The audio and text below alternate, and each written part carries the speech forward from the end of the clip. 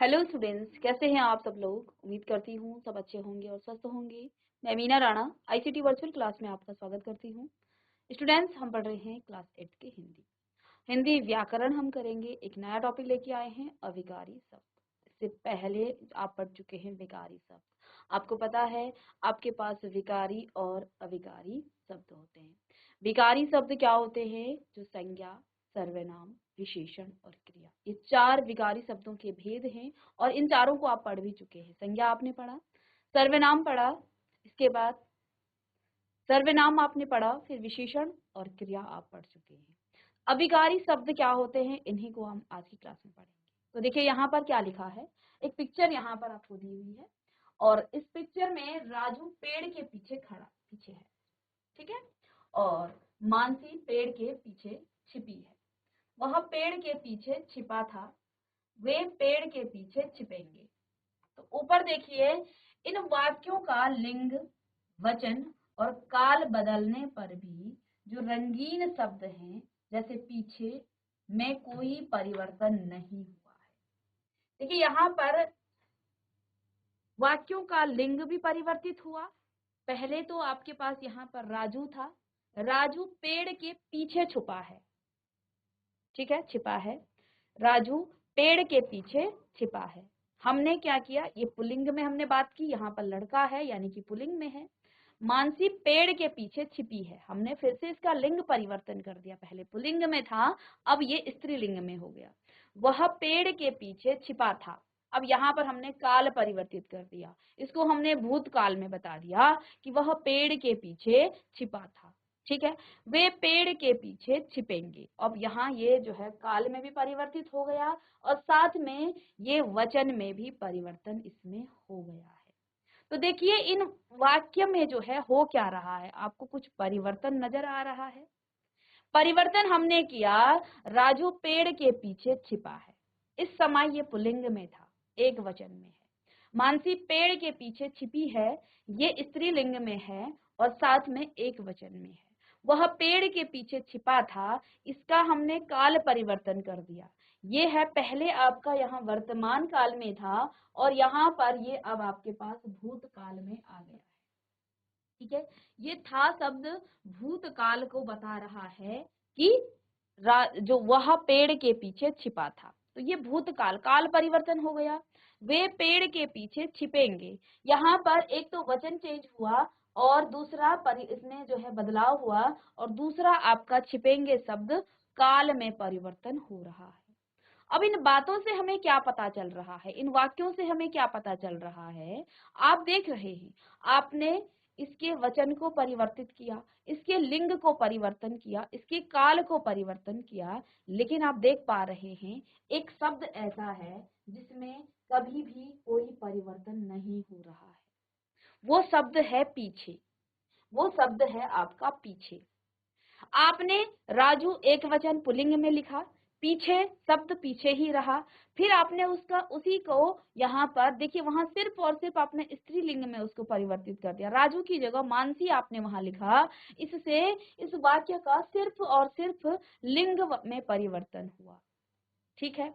यहाँ काल और यहाँ उसमें सर्वनाम हमने लिख लिया, काल में परिवर्तन हुआ, अब ये भूतकाल में आ गया, ऊपर वो वर्तमान काल में था। यहाँ हमने वचन को भी क्या कर दिया, परिवर्तित कर दिया, वाक्य वही है और यहाँ पर काल में भी परिवर्तन हो गया है। इन तमाम चीजों काम करने के बाद भी एक शब्द ऐसा है जो जैसा का तैसा है और वो शब्द है पीछे। तो देखिए ऊपर दिए गए वाक्यों का लिंग, वचन और काल बदलने पर भी जो ये रंगीन शब्द है पीछे, इसमें कोई परिवर्तन नहीं हुआ है। चाहे आपने उसको लिंग परिवर्तन कर दिया, चाहे आपने उसके काल को परिवर्तन कर दिया, चाहे आपने उसके वचन को परिवर्तित किया, आपका पीछे शब्द हमेशा पीछे ही रहा, यानी कि उसमें कोई विकार नहीं आया, कोई परिवर्तन नहीं आया। यही शब्द आपके क्या कहलाते हैं, अविकारी शब्द कहलाते हैं। अविकारी शब्द यही कहलाते हैं, क्यों?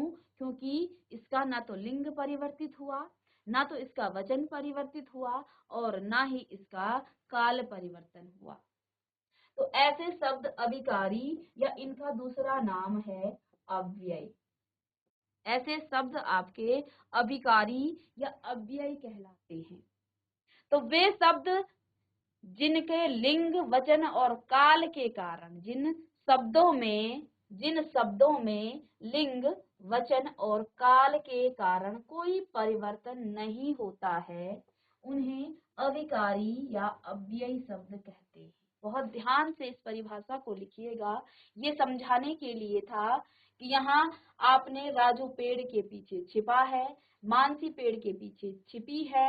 हमने यहाँ पर देखिए, हमने राजू पुल्लिंग में था, उस समय क्रिया आपका छिपा है, और जब इसका लिंग परिवर्तन हुआ तो इसकी क्रिया में भी परिवर्तन आ गया, क्योंकि लिंग यहाँ क्रिया के आधार पर, लिंग के आधार पर इसका जो है, यानी कि जो आपकी संज्ञा है, इसके आधार पर इसका जो क्रिया है वो भी परिवर्तित हो गई।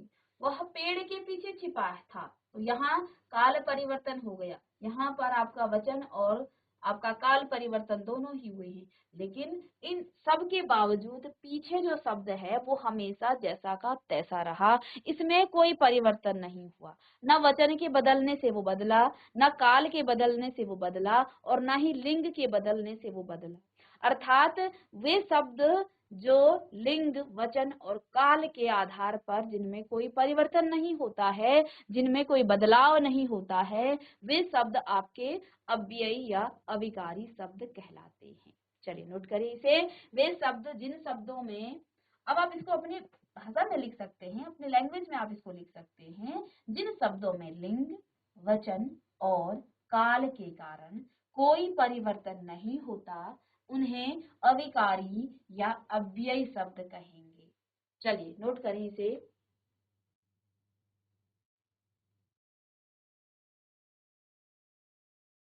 जिस प्रकार से विकारी शब्दों के 4 प्रकार हैं, इसी प्रकार से अविकारी शब्दों के भी 4 प्रकार हैं। इसको आपने समझ लिया कि अविकारी शब्द क्या होते हैं। जैसे यहाँ पर देखिए, वाक्य में हमने लिंग परिवर्तन किया, हमने इसका काल परिवर्तन किया और वचन में परिवर्तन किया।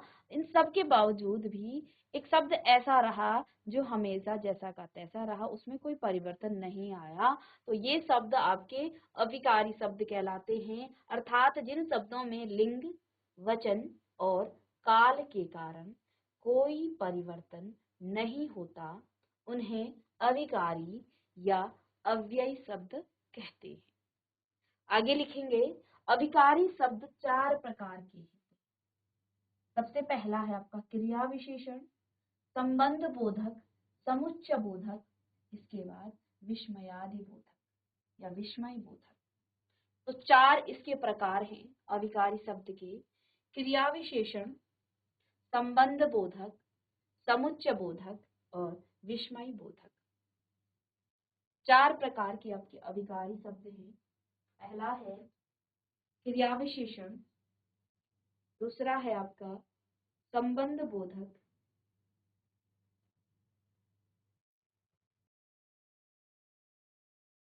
चलिए अब पहला जो प्रकार है अविकारी शब्द का वो है क्रिया विशेषण। क्रिया विशेषण पहला प्रकार है अविकारी शब्द का क्रिया विशेषण। आप जानते हैं क्रिया क्या होती है, और किसी भी वाक्य में आप जानते हैं उसका संज्ञा या सर्वनाम क्या होती है। अब है क्रिया विशेषण। जानते हैं क्रिया विशेषण क्या होता है। देखिए यहाँ पर एक उदाहरण दिया है, कछुआ धीरे धीरे चलता है। कछुआ धीरे धीरे चलता है, चीता तेज दौड़ता है। चीता तेज दौड़ता है, ठीक है। अब यहाँ पर देखिए,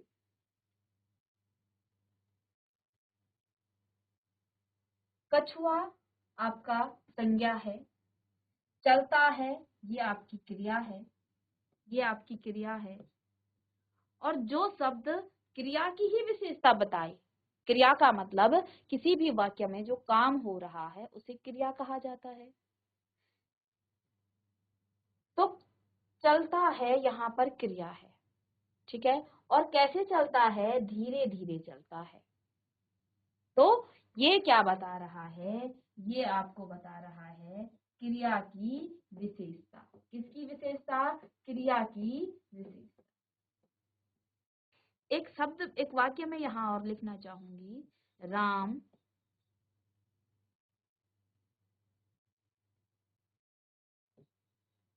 अच्छा लड़का है।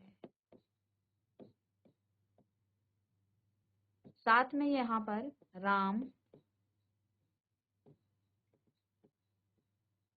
अच्छा खेलता है।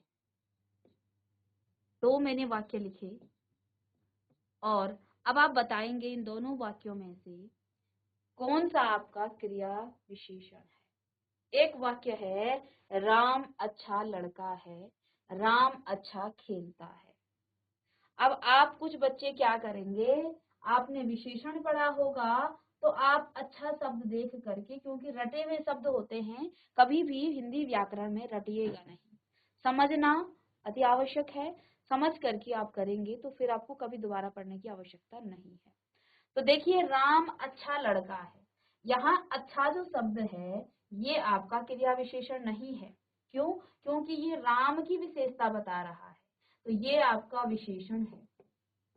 यहाँ पर अच्छा शब्द, एक जैसे शब्द कहीं विशेषण हो सकता है और कहीं क्रिया विशेषण हो सकता है, लेकिन राम अच्छा खेलता है ये शब्द आपका क्रिया विशेषण है, क्योंकि ये खेलने की विशेषता बता रहा है। ये आपका क्रिया विशेषण हो गया और ये आपका विशेषण।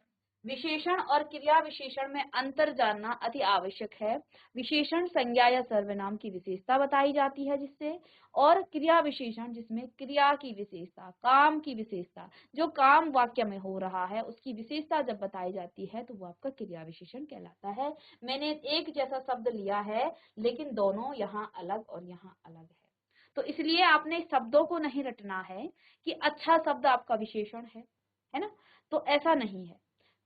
देखना है वाक्य में कि ये अच्छा किसके लिए आ रहा है। यहाँ पर लड़के के लिए आ रहा है, लड़का कौन है, राम है, तो राम अच्छा लड़का है, राम की विशेषता बताई गई है, तो यहाँ पर आपका ये विशेषण हो गया। और राम अच्छा खेलता है, यहाँ राम की नहीं बल्कि खेलने की विशेषता बताई गई है, तो ये आपका क्या हो जाएगा, क्रिया विशेषण हो जाएगा। विशेष ध्यान इस पे देना है। चीता तेज दौड़ता है, तो दौड़ना क्रिया है और इस क्रिया की ही विशेषता बताई गई है। कैसे दौड़ रहा है, तेज दौड़ रहे हैं। तो इस प्रकार से हम कह सकते हैं ऊपर दिए गए वाक्यों में रंगीन शब्द क्रिया की विशेषता बता रहे हैं। क्रिया की विशेषता बताने वाले शब्द क्रिया विशेषण कहलाते हैं। चलिए इसको लिखिए, क्रिया की विशेषता बताने वाले शब्द क्रिया विशेषण कहलाते हैं।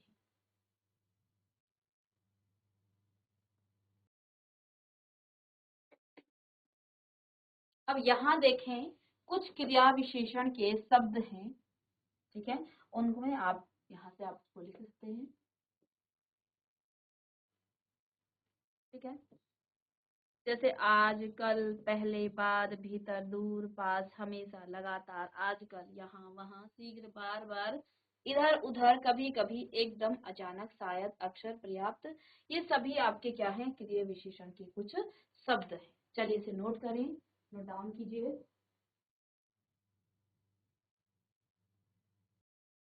चलिए, तो हमने यहाँ क्रिया विशेषण की आपको परिभाषा बताई। अब क्रिया जो है, काम जो है किस प्रकार से होता है, आप काम की अलग अलग विशेषता बता सकते हैं।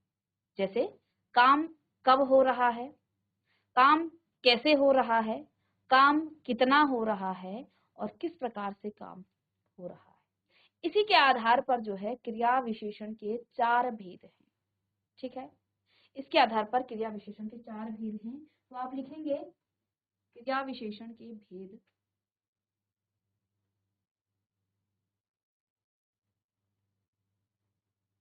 चलिए,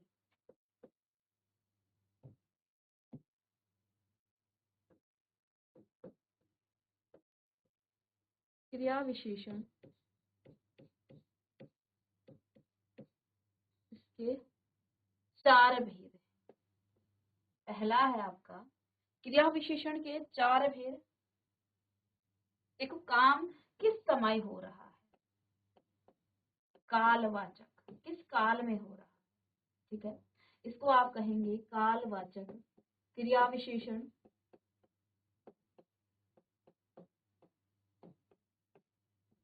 ठीक है।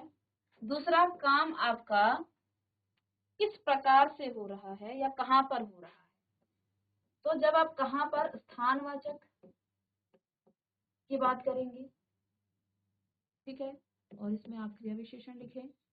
थर्ड आपका कालवाचक, यानी कि काम किस समय में हो रहा है। स्थानवाचक यानी कि काम आपका किस स्थान में हो रहा है, काम कैसे हो रहा है, काम कैसे हो रहा है, तो इसको आप कह सकते हैं रीतिवाचक क्रिया विशेषण।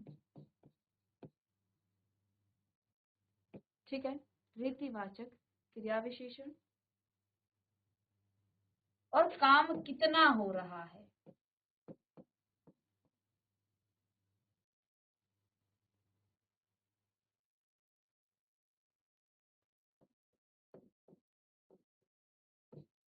परिमाणवाचक क्रिया विशेषण। तो ये 4 भेद हैं आपके क्रिया विशेषण के। ठीक है, और ये यही बताते हैं कि आपका जो काम है, जो क्रिया है, वो किस प्रकार से हो रहा है, काम किस काल में हो रहा है, कब हो रहा है, काम किस स्थान पर हो रहा है, कैसे हो रहा है और कितना हो रहा है। ये जो है हमें बताते हैं क्रिया के ये 4 भेद। चलिए, पहली हेडिंग आप डालेंगे कालवाचक। पहला लिखिएगा कालवाचक क्रिया विशेषण।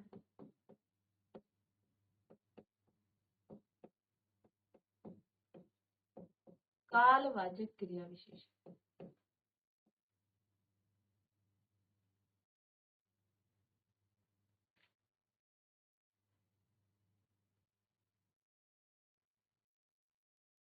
तो बस इसकी परिभाषा आप लिख सकते हैं कि जो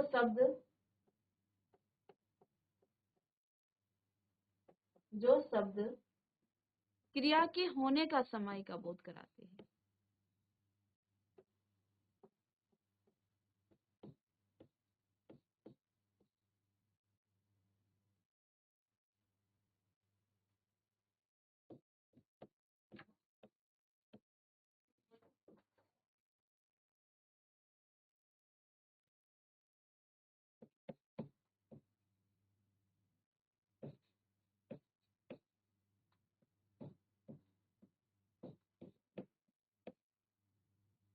जो शब्द क्रिया के होने के समय का बोध कराते हैं वे आपके कहलाते हैं कालवाचक क्रिया विशेषण। ठीक है,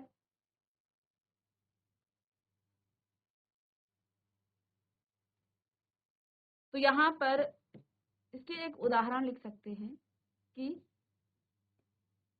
तुम सुबह से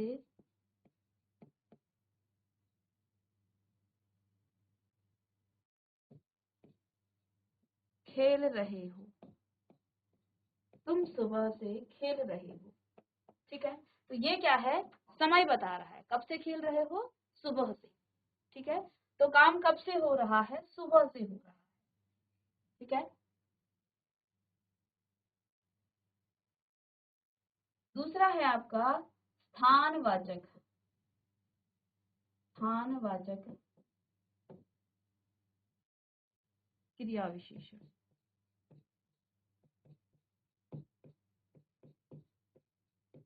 स्थानवाचक क्रिया विशेषण।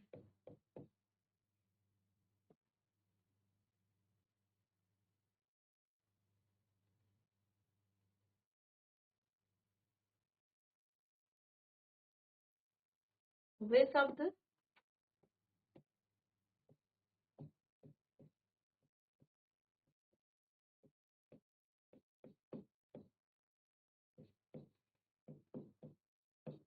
जो क्रिया के स्थान का बोध कराते हैं।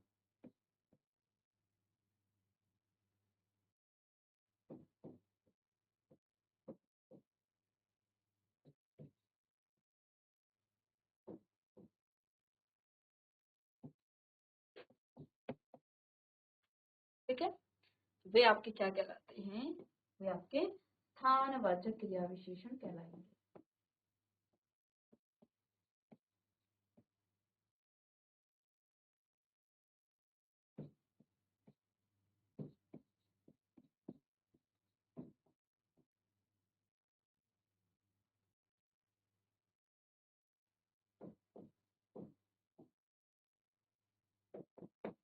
ठीक है ना? वे आपके स्थानवाचक क्रिया विशेषण कहलाएंगे।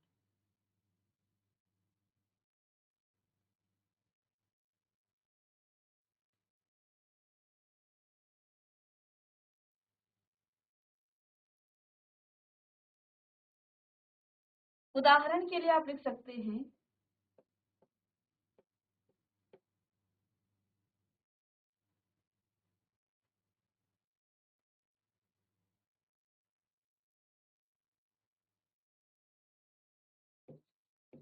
आप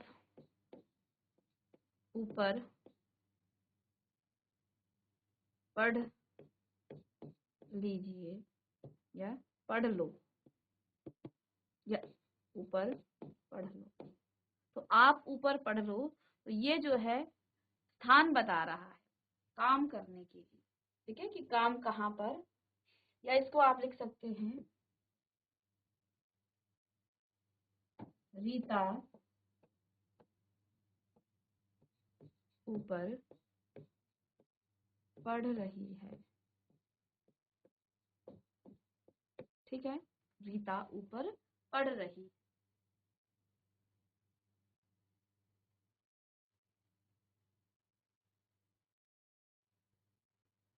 थर्ड है यहाँ आपका रीतिवाचक। रीतिवाचक क्रिया विशेषण। रीतिवाचक क्रिया विशेषण। ठीक है, चलिए इसकी परिभाषा लिखिएगा।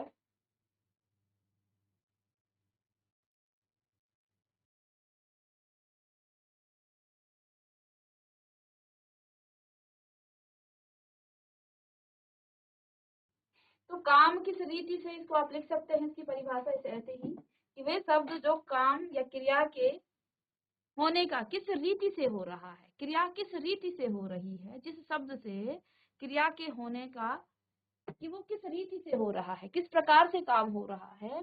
जैसे यहाँ पर धीरे धीरे कोई काम हो रहा है, वो धीरे धीरे हो गया। ठीक है, तेज हो रहा है। ठीक है, तो ये जो शब्द हैं ये रीतिवाचक क्रिया विशेषण के अंतर्गत आ जाते हैं। ठीक है, अच्छा हो गया, जल्दी हो गया, अच्छा भी हो सकता है काम। ठीक है, तो ये अच्छा शब्द इसी में आ जाता है आपका रीति में। या जल्दी आपने काम कर दिया तो ये भी इसी में आ जाता है, तो आप वाक्य बना सकते हैं इससे। और ऐसे ही चौथा हम परिमाणवाचक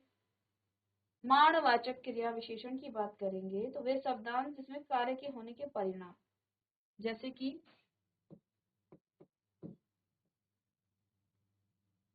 परिमाणवाचक।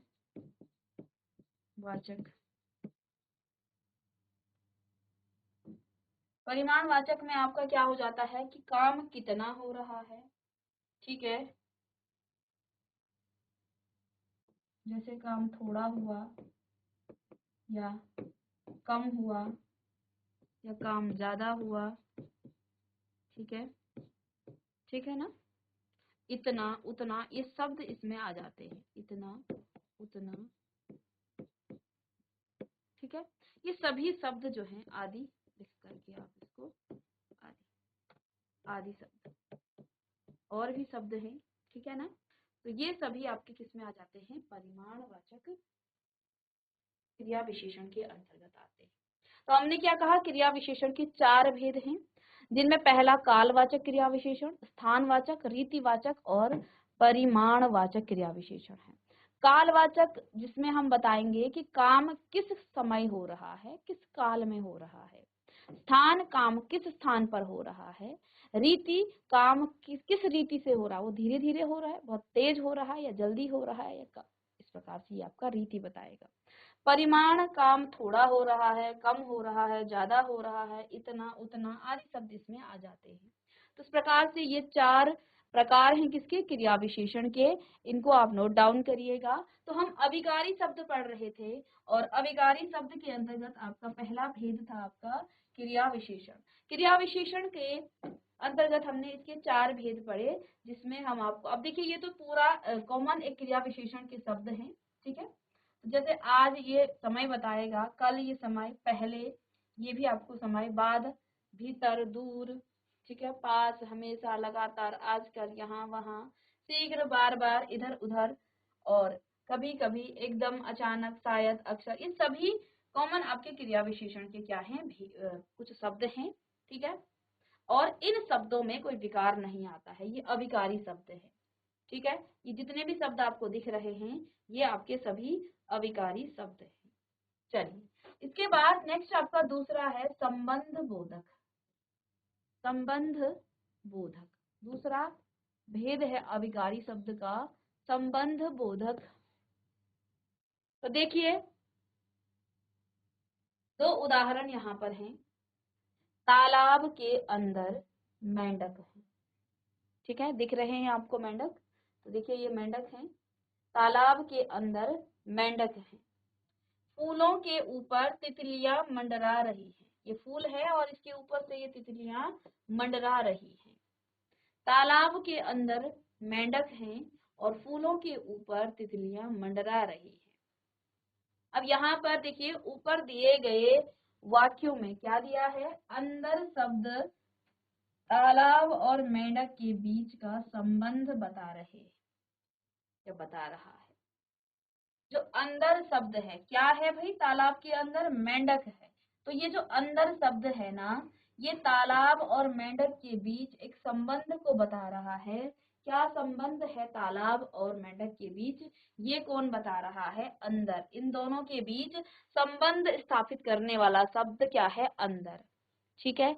इसी प्रकार से जो दूसरा शब्द है ऊपर, शब्द फूलों और तितलियों के बीच का संबंध बता रहे हैं। तो ये ऊपर शब्द यहाँ पर लिखा है, ये फूलों के ऊपर। अब कहाँ है तितलियां, फूलों के ऊपर। तो कहाँ, फूलों और तितलियों के बीच का ये संबंध आपको बता रहा है। तो इससे आप क्या बता सकते हैं, जो शब्द संज्ञा या सर्वनाम के बाद आकर उनका संबंध वाक्यों के अन्य शब्दों के साथ, ठीक है, जो के साथ जोड़ते हैं वे संबंध बोधक कहलाते हैं। इसकी परिभाषा लिखिएगा, जो शब्द संज्ञा या सर्वनाम के बाद आकर उनका संबंध वाक्यों के अन्य शब्दों के साथ जोड़ते हैं उन्हें संबंध बोधक कहते हैं, या वे संबंध बोधक कहलाते हैं।